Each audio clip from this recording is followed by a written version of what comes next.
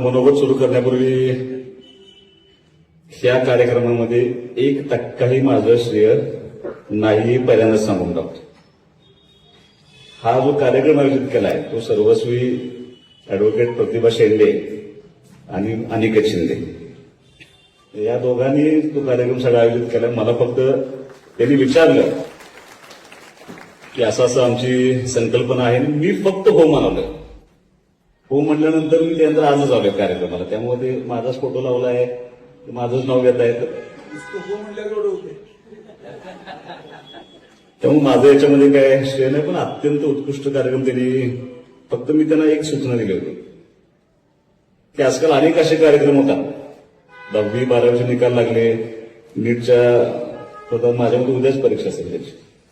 ते निकाल लागले की असे अनेक ज्याला उपक्रम होत असतात, तेव्हा त्याचे उपक्रम होतात ते असे होतात की कॉलेजेस बोलवले जातात आणि त्या कॉलेजेसचे एक कंपार्टमेंट केले जातात आणि त्या मुलांना कन्व्हिन्स केलं जातं की आम्ही सगळ्यात बेस्ट आहे, आमच्याकडे हे आहे आणि तुम्ही आमच्याकडे ऍडमिशन्स घ्या. त्या मुलांना काय करायला पाहिजे हे शक्यतो कोण सांगत नाही. मी त्यांना अशी विनंती केली की कमर्शियल टर्मवरती इथं काय करू नका. असं कोण आहे का की जे फक्त मुलांना एवढंच सांगतील की प्रत्येक फील्डमध्ये काय अवेलेबल आहे आणि कशामध्ये तुम्ही करिअर करू शकता. त्यांनी सक्षमचं मला त्यांनी नाव दिलं. मी त्यांचं मनापासून त्या माझ्या मतदारसंघामध्ये तुमचं स्वागत करतो. पण सक्षमवाल्यांना पण एक गोष्ट मला सांगायची आहे की आमच्यासाठी हा नवीन प्रयोग आहे. आता तुम्ही सगळे पुणे किंवा मला माहित नाही तुमचं बॅकग्राऊंड कुठल्या गावातलं आहे, शहरातलं, पण आमचं गाव भाग आहे. थोडंसं मोठं शहर एवढंच आहे का माझ्या मतदारसंघामध्ये, बाकी सगळा ग्रामीण भाग आहे. आणि पूर्वी अशी परिस्थिती होती की फारसं शिक्षणाला महत्व नव्हतं. पण मागच्या 15-20 वर्षांमध्ये शिक्षणाला महत्व वाढत चाललंय. पण ते बेसिक शिक्षणाला महत्व वाढत चाललंय, किमान ग्रॅज्युएट व्हावं. म्हणजे आज तुम्ही या ठिकाणी आलाय, तुम्ही एकत्र बसण्यापेक्षा सेपरेट बसणार आहे. प्रत्येक तुमच्याजवळ असलेली माहिती कुठल्या फील्ड कुठल्या क्षेत्रामध्ये तुम्ही काय करू शकता हे तुम्ही ह्या मुलांना सांगणार आहे. तर मी माझंच उदाहरण सांगणार आहे. मी तसं आमदारांच्या कुटुंबात म्हणजे मला राजकीय पार्श्वभूमी खूप मोठी होती, शैक्षणिक कमी होती. पण 10वी झाल्यानंतर काय करायचं हे सांगायला कोण नव्हतं. मग ऐकलं कोणाचं? मित्रांचं. आम्ही काय शिकवते मुलांना? आमच्या शिक्षण व्यवस्थेमध्ये टॉपर मुलांना बँकेतले व्यवहार येत नाहीत, तहसील ऑफिस माहित नाही, प्रांत ऑफिस माहित नाही. आणि जी कसलंही शिक्षण न झालेलं मुलं, आज भालचंद्र आला नाही तर नाव घेऊन मी भालचंद्र सांगतो का आज म्हणजे माझ्याकडं यशस्वीतेचं प्रमाण खूप वेगळं आहे. मगाशी प्रतिभानं सांगितलं, मी अनेक भाषणामध्ये सांगतो म्हणजे तुम्हाला आवडणार नाही, पण माझं असं व्यक्तिगत मत आहे. मी पंचायत समिती जिल्हा परिषदेला काम केलेला कार्यकर्ता आहे. जिल्हा परिषदेच्या शाळेमध्ये जी शिकलेली मुलं आहेत ना, कुठं वाया जात नाहीत. काय वैशिष्ट्य मला माहित नाही. तुम्ही जर कोण शिकला असेल जिल्हा परिषद शाळेमध्ये तर मला माहित नाही. बरं, 1 वर्षापूर्वी शेटपळे म्हणून गाव आहे माझ्या मतदारसंघामध्ये. तिथं त्या गावातल्या लोकांनी त्यांच्या गावामध्ये एमपीएससी मार्फत पास झालेल्या 14 मुलांचा गावाचा सत्कार ठेवला होता. जी मुलं डीवायएसपी होती, कोण तहसीलदार होतं, कोण प्रांत होतं.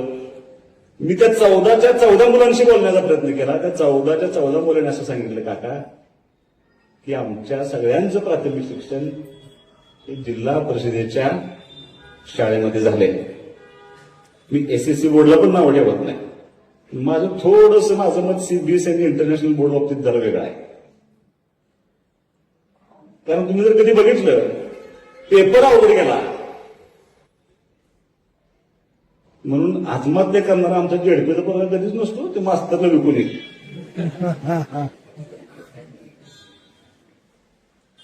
त्यात जर अडचण आली तर शेवटी असं आहे की समोर बसलेली किंवा सक्षमची आज 30 मुलं तुम्ही असाल तर तुमच्या वर्गातली सगळी मुलं आठवा. सगळीच यशस्वी आहेत का? सगळी यशस्वी नाही. सगळ्यांना जॉब आहे का? तर सगळ्यांना जॉब नाही. तर माझं एवढंच मत आहे, ह्यात सांगण्याचा पाठिंबाचा उद्देश एवढाच होता की ह्या तुमच्या शिक्षण व्यवस्थेबरोबर मार्क्स बरोबर ह्या मुलांना जर करेक्ट काय करायचं आहे हे सांगणार जर कोण पुढे आलं आणि त्या मुलांनी मार्क्सपेक्षा जर ते स्किल त्यांच्यामध्ये निर्माण करायचा प्रयत्न केला तर मला असं वाटतं की आमची मुलं, त्या मुलांच्यामध्ये प्रचंड पोटेन्शियल आहे ती मुलं इतक्या मोठ्या यशस्वीत जातील आणि ते घडवण्यामध्ये सक्षमची मला मदत व्हावी एवढी अपेक्षा मी या निमित्तानं करायला आलोय. तुम्ही आज आलाय, मला याची खात्री आहे की मी कुठेही कमर्शियल टर्ममध्ये केलं नाही. तुमच्या समोर चांगले पर्याय सक्षमवाले ठेवतील, ते पर्याय निवडा. तुम्हाला भविष्यामध्ये काय करायचं हे ठरवण्यासाठी एक चांगली संधी या निमित्तानं आपण देतोय. त्याचा निश्चितपणे फायदा घ्यावा अशी एक माफक अपेक्षा मी या निमित्तानं व्यक्त करतो. अनिकेतना आणि प्रतिभाला तुम्हाला दोघांना एक विनंती करणार. तुम्ही आज हा कार्यक्रम घेतला, तुम्ही या सगळ्या मुलांना एकत्र बोलवलं, सक्षमची टीम आली, काही मुलांना गायडन्स मिळेल, त्यांचा आपण फॉलोअप घेऊ, सगळं घेऊ. पण इथंपर्यंत थांबत नाही.